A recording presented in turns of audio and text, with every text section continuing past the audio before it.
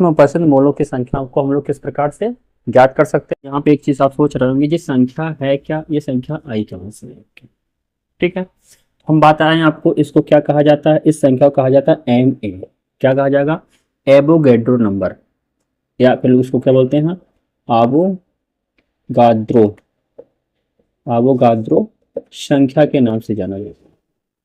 ठीक है, इसको खोजा किसने था आपका, तो एक वैज्ञानिक थे जिनका नाम था अमादियो आवोगाद्रो, पुर्तगाल के थे। उन्होंने क्या किया था, इस संख्या की खोज की थी।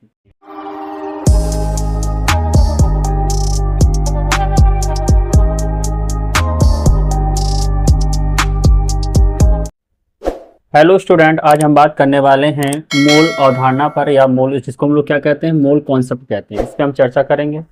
यह आपके इंटर बोर्ड एग्जाम के लिए क्या है, बहुत इंपॉर्टेंट है। इससे आपके न्यूमेरिकल सॉल्व होंगे, और ये इसके साथ साथ क्या फर्स्ट ईयर का भी टॉपिक है, यानी 11th क्लास और 12th क्लास में सेम टॉपिक रहता है आपका। यहाँ से पेपर में आपका यूपी बोर्ड में 2 नंबर, और इससे रिलेटेड अगर बात करेंगे तो आपका 6 नंबर तक के क्वेश्चन में जाते हैं आपका, और इससे आता क्या है, आपका न्यूमेरिकल आता है। तो आज हम देखेंगे मूल अवधारणा है क्या, या मूल अवधारणा से किस प्रकार से हमारे पेपर में सवाल बन सकते हैं या बने हुए हैं आपके। ठीक है, बात करते हैं। सबसे पहले, अगर कोई पदार्थ है या कोई रासायनिक क्रिया हो रही है, अगर रासायनिक प्रक्रियाओं की क्या करना पड़े, हमें गणना करनी पड़ती है, तो उस रासायनिक पदार्थ के अंदर क्या होता है आपका, या तो परमाणु भाग लेगा आपका, या इलेक्ट्रॉन भाग लेता है, या न्यूट्रॉन भाग लेगा, या आपके आयन भाग लेंगे, या अणु भाग लेता है। यानी हम कह सकते हैं किसी रासायनिक अपक्रिया को कराने में उसके क्या करते हैं, उसके अणु, परमाणु या आयन क्या करते हैं, अपक्रिया में भाग लेते हैं। अगर अपक्रिया में भाग लेंगे, लेकिन हमें ये पता है कि परमाणु का आकार कैसा होता है, बहुत छोटा होता है, और इनकी संख्या क्या होती है, बहुत ज्यादा पाई जाती है इसके अंदर आपकी। तो इसको कैलकुलेट करने के लिए, यानी गणना को सरल बनाने के लिए क्या करते हैं, हम एक ऐसे मात्रक की आवश्यकता होने लगी जिसके द्वारा हम क्या करें, इसको आसानी से ज्ञात किया जा सकता है आपका। तो उसी के लिए आपका क्या हुआ, आपका मोल अवधारणा की शुरुआत हुई थी आपकी। यानी मोल पदार्थों की मात्रा का क्या एक मात्रक है आपका, जिसको क्या कहा जाता है, मोल कहा जाता है। आपने ये फिजिक्स में पढ़ा होगा आपका। अब हम आज देखेंगे कि मोल है क्या। सबसे पहले बात करेंगे मोल का कैसे ज्ञात किया जाता है। हम कहेंगे पदार्थ की वह मात्रा जो कार्बन 12 की 12 ग्राम में उपस्थित परमाणुओं की संख्या के बराबर होता है। पदार्थ का क्या कहलाता है आपका, पदार्थ का 1 मोल कहलाता है, ठीक है। हमने आपको यहाँ क्या बताया, हमने आपको ये बताया जो हमारे कोई पदार्थ है, पदार्थ की कैसी मात्रा, एक ऐसी मात्रा जो क्या कार्बन 12 है। आपको पता होगा जो कार्बन है, कार्बन के क्या 3 समस्थानिक ज्ञात है, क्या है आपके 3 समस्थानिक ज्ञात किए गए हैं आपके। ठीक है, कार्बन के 3 समस्थानिक ज्ञात किए गए हैं आपके। अच्छा, हम बात एक और समझ लीजिए, समस्थानिक किसे कहा जाता है, समस्थानिक उसको कहा जाता है जहां पे क्या देखा जाएगा आपका, ऐसे तत्व जिनका क्या होगा, परमाणु क्रमांक क्या होगा आपका, समान होगा, लेकिन परमाणु भार कैसे होते हैं आपके, अलग अलग हो, तो उसे क्या कहा जाता है, समस्थानिक कहा जाता है। तो कार्बन के 3 समस्थानिक आपको क्या है, ज्ञात किए गए आपके। कौन कौन से ज्ञात किए गए, आपका एक कार्बन 12 है, कार्बन 13 है, और कार्बन आपका 14 है आपका। ठीक है, कौन है आपका, कार्बन 14 है। कार्बन 14 को आप थोड़ा याद रखिएगा कि कार्बन 14 का एक यूज है, क्या है यूज है आपका, ये कार्बन डेटिंग के में किया जाता है आपका। कार्बन 14 का यूज कहाँ किया जाएगा, कार्बन डेटिंग में किया जाता है आपका। कार्बन डेटिंग क्या होता है, यानी जीवाश्म जो हमारे पृथ्वी के अंदर से निकाले जाते हैं उनकी आयु ज्ञात करने में किसका प्रयोग किया जाएगा, कार्बन 14 का बात करेंगे आपका। ठीक है, लेकिन यहाँ क्या होता है, जो कार्बन 12 है, हमने क्या कहा, कार्बन 12 के 12 ग्राम में अब उपस्थित जो परमाणुओं की संख्या होती है उसी के बराबर क्या होता है, पदार्थ की मात्रा पाई जाए अगर, तो उसे क्या कहा जाएगा, पदार्थ का 1 मोल कहा जाता है। सिंपल भाषा में समझे, हमने क्या कहा, हमने कहा जैसे मान लीजिए हमारे पास ये एक पात्र है, इसमें क्या रखा आपका, इसमें हमने कार्बन 12 के क्या रखे, परमाणु रखे हुए आपके। क्या रखे हैं, कार्बन 12 के परमाणु इसमें रखे हुए हैं हमने। अच्छा, इसमें हमने क्या किया, इसके कितने ग्राम निकालने हैं यहाँ से, हमने कहा इसके 12 ग्राम आपको क्या करना है यहाँ से निकाल लेने, यानी हमने क्या कहा, कार्बन 12 के 12 ग्राम को हमने क्या किया, लिया। और हम इसमें काउंट करेंगे, क्या काउंट करेंगे, परमाणुओं की संख्या को काउंट करेंगे। क्या करेंगे, आपके परमाणुओं की संख्या को क्या करते हैं हम लोग, गिनते हैं। अच्छा, जितने परमाणुओं की संख्या यहाँ निकलेगी उसी से कंपेयर क्या करेंगे, पदार्थ की मात्रा को कंपेयर किया जाएगा आपका। यानी जो परमाणुओं की संख्या होगी वह क्या बनेगी आपकी, उस पदार्थ के लिए 1 मोल बन जाती है आपकी। आई होप आपको यहाँ तक समझ में आया होगा आपका। अगर हम कहेंगे कि इसकी संख्या होती कितनी है आपकी, हम बताएं आपको कि इसका प्रैक्टिकल किया गया था, प्रयोग द्वारा इसको क्या किया गया आपका, ज्ञात किया गया आपका। और ज्ञात करने पर यह जानकारी मिली कि कार्बन 12 के 12 ग्राम में आपके परमाणुओं की संख्या कितनी पाई गई, आपकी 6.022 10⁻23 परमाणु पाए गए आपके। क्या पाए गए आपके, इतने परमाणु पाए गए आपके, किसके पाए गए आपके, कार्बन 12 के 12 ग्राम में आपके इतने परमाणु पाए गए, किसके, आपके कार्बन के परमाणु पाए गए आपके। तो यही जो परमाणु है आपका, ये परमाणु क्या बन गया आपका, 1 मोल बन गया। क्या बन गया आपका, 1 मोल बन गया। इतना पॉइंट आपको समझ में आया। क्या हमने ये बताया आपको कि कार्बन 12 के 12 ग्राम में कार्बन परमाणु कितने पाए जाएंगे आपके, उनकी संख्या कितनी होगी, उनकी संख्या होगी आपकी 6.022 10⁻23 परमाणु पाए जाते हैं। अच्छा, इसी को हमने क्या माना, 1 मोल मान लिया। हमको एक संख्या मिली यहाँ से क्या, कि 1 मोल बराबर क्या होगा आपका 6.022 आपका 23 परमाणु। फॉर एग्जाम्पल समझते हैं इसको हम। अगर हम आपसे एग्जाम्पल में समझें, हमने पूछा कि 1 मोल, क्या पूछा हमने, 1 मोल हाइड्रोजन प्लस आयन, हमने क्या कहा, 1 मोल हाइड्रोजन प्लस आयन के परमाणुओं की संख्या कितनी है, परमाणुओं या आयनों या ऐसा कह सकते हैं आयन के, आयन उपस्थित कितने होंगे आपके, तो आयन कितने पाए जाएंगे आपके, ये पाए जाएंगे आपके 6.022 कितना हो जाएगा आपका 23 पाया जाएगा आपका। अगर यही बात करें कि 1 मोल NaCl आपका दिया है, NaCl में Na परमाणुओं की कुल संख्या, परमाणुओं की अगर संख्या पूछी जाए तो यह क्या हो जाएगा आपका, यह भी कितना होगा, 1 मोल की बात किया जा रहा है तो कितने मोल होंगे आपके, ये हो जाएंगे 6.022 कितना हो जाएगा आपका 23 हो जाएगा। या फिर ऐसा कहें कि आपका 1 मोल कार्बन डाइऑक्साइड है, कार्बन डाइऑक्साइड में कार्बन डाइऑक्साइड अणुओं की कुल संख्या कितनी है, कार्बन डाइऑक्साइड में कार्बन डाइऑक्साइड अणुओं की संख्या कितनी है, तो भी कितना निकलेगा आपका, ये निकलेगा आपका 6.022 आपका 23। क्या निकलेंगे, यहाँ पे अणु हो जाएंगे, यहाँ पे परमाणु हो जाएंगे, यहाँ पे क्या हो जाएंगे आपके, यहाँ क्या होगा आपका आयन, यहाँ पे आपका परमाणु, और यहाँ पे क्या हो जाएगा आपका अणु हो जाएगा।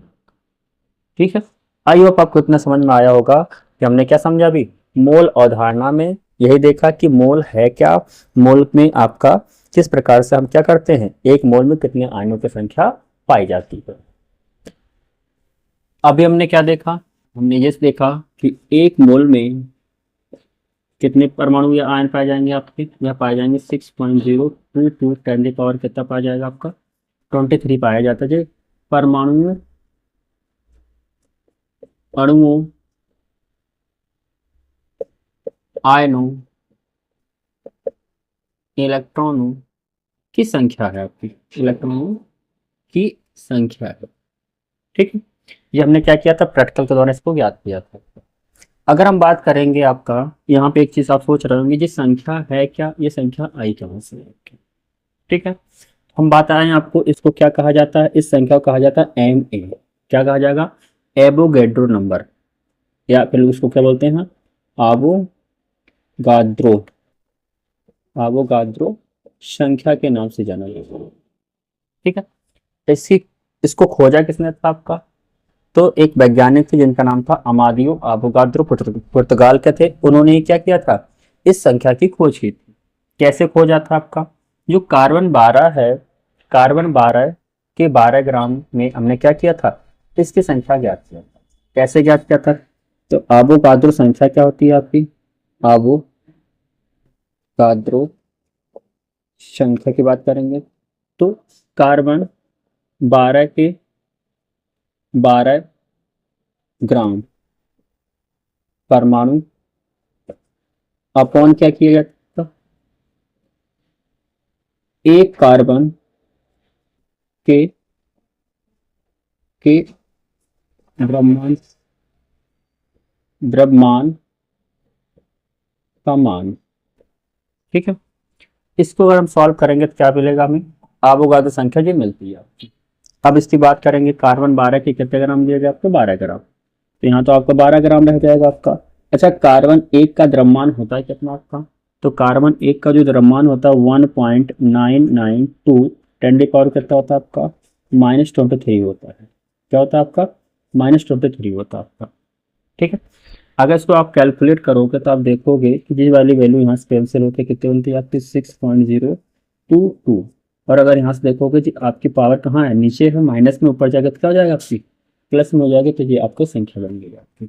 यही जो संख्या है उसी को क्या कहा जाता है आपका, यही संख्या आपका एक मोल के बराबर होती है, और इसी संख्या क्या कहा जाता है आपका, Na यानी आवोगाद्रो नंबर के नाम से इसको जाना जाता है।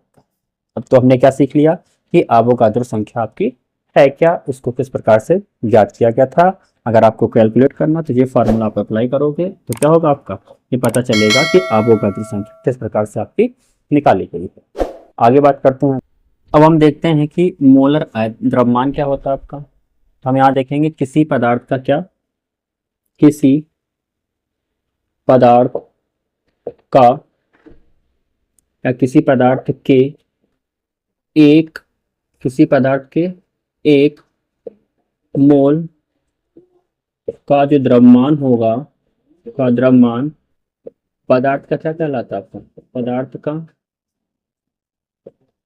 मोलर द्रव्यमान कहलाता है। यानी हमने आपको क्या बताया कि अगर कोई पदार्थ है, उस पदार्थ का कितना मोल, 1 मोल का जो द्रव्यमान होगा वही क्या कहलाएगा, पदार्थ का मोलर द्रव्यमान आपका बनता है आपका।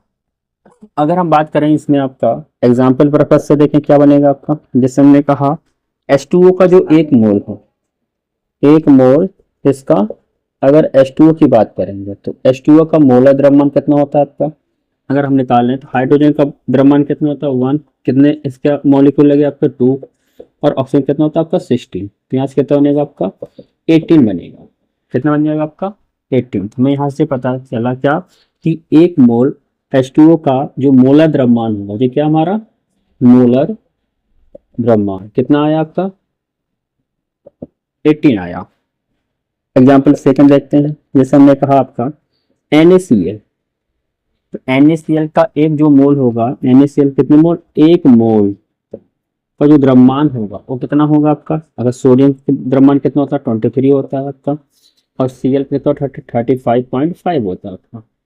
अगर इसको आप ऐड डाउन करोगे कितना हो जाएगा 58 पॉइंट कितना होगा आपका 5 हो जाएगा आपका। तो अगर हम कहें जो 58.5 क्या है आपका, ये मोलर द्रव्यमान, किसका द्रव्यमान है आपका, मोलर द्रव्यमान, और किसका है आपका NaCl का है।